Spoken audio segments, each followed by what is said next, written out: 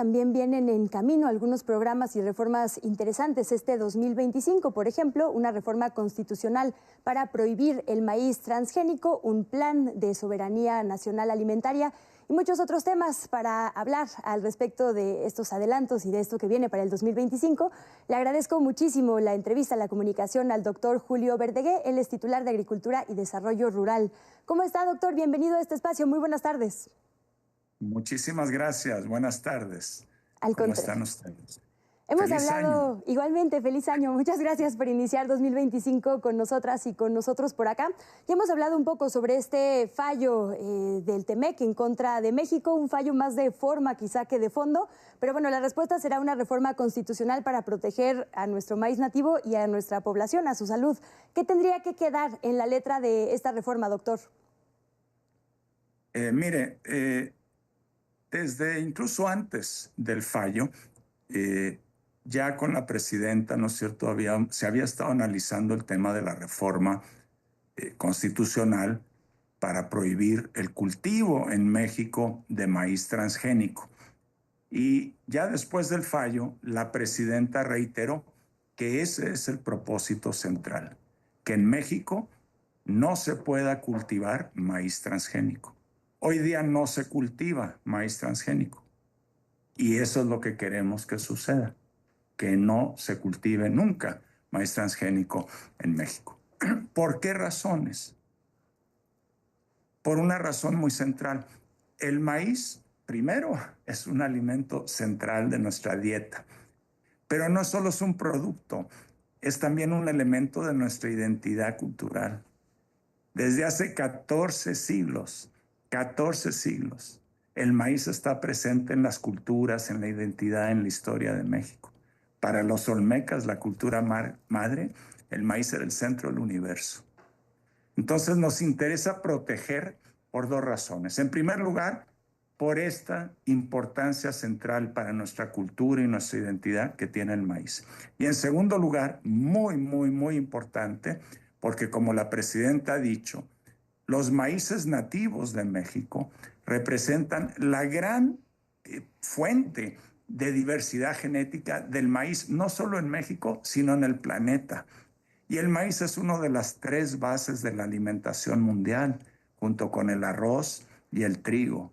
No solo estamos protegiendo y cuidando nuestra cultura, nuestra identidad y nuestra alimentación nacional, sino la base central de diversidad genética para todos los pueblos del mundo que se alimentan con maíz. Doctor Verdegué, Carla Contreras, lo saludo con gusto y también le deseo un excelente inicio de año. Y me gustaría preguntarle, ¿con esta reforma también se evita la importación del maíz transgénico? Mire, nosotros lo que comemos, usted, yo y todas y todos los mexicanos todos los días, es maíz blanco. Sí, hablamos de maíz en general, pero hay 2 tipos de maíz muy distintos. El maíz blanco, ese es el que comemos. Ese maíz blanco que comemos lo producimos 100% en México y todo ese maíz blanco que producimos en México y que comemos no es transgénico. Luego, sí importamos otro tipo de maíz, que es el maíz amarillo. Y ese maíz amarillo lo importamos no para consumo suyo y mío y de las y los mexicanos, sino para consumo de gallinas, vacas, cerdos, etcétera, porque es la base de la alimentación de esos animales. Doctor, ¿qué hay sobre otros granos básicos nutritivos para la población mexicana? Además del maíz, importamos algunos otros, exportamos, además de revisar los temas de comercio. ¿Dónde pondría el ojo sobre los asuntos que se van a fortalecer en nuestro país? Pienso en las familias campesinas, en el tema de semillas para el bienestar. Han hecho ya varios anuncios de lo que vendrá este 2025. Sí, correcto. Mire, en primer lugar, déjeme decirle que a diferencia de lo que algunos señalan de que el campo mexicano, que los campesinos, los pequeños productores están poco menos que colapsados, eso no es real. México depende de cómo se mida, distintas instituciones internacionales lo dicen de distinta forma, es entre el 7º y el 10º productor de alimentos más importante del planeta Tierra. O sea, nuestra agricultura es una agricultura muy potente. Y el grueso de nuestra producción es producción para alimentarnos aquí en el país, no para la exportación, la inmensa mayoría, ¿no es cierto? Pero sí, hay algunos productos donde estamos deficitarios, fuertemente deficitarios y que nos importan mucho. El primero es el frijol y por eso la presidenta ha instruido que implementemos una política para lograr la autosuficiencia de frijol. Consumimos 1 millón de toneladas de frijol al año en este país y producimos 700,000. Nos faltan 300,000 y para eso ya este año estamos iniciando un programa muy ambicioso para lograr la autosuficiencia. Ese programa incluye recuperar, ¿no es cierto?, lo que vamos a llamar productora de semillas del bienestar, porque la antigua capacidad que tenía el Estado para producir semilla de buena calidad de frijol fue disuelta en la época neoliberal. La vamos a recuperar. También nos importa mucho la producción de arroz, que también ha caído, aumentando las importaciones. Y para eso tenemos, ¿no es cierto?, el Plan Campeche, para volver a recuperar la producción de arroz en Campeche, pero también en otros estados muy importantes de la República, como Nayarit, por citar algún caso. Entonces, sí tenemos productos como estos, ¿no es cierto?, donde estamos mal y vamos a estar mejor porque estamos invirtiendo.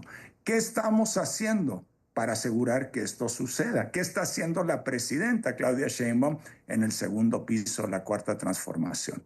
En primer lugar, estamos manteniendo los 5 programas del bienestar que se iniciaron durante el gobierno de nuestro expresidente Andrés Manuel López Obrador. Se dice, son programas que no tienen impacto. Falso. Este año 2025 se van a entregar 86,800 millones de pesos a aproximadamente 2,750,000 derechohabientes, que son campesinos, pequeños productores y también pescadores de pequeña escala.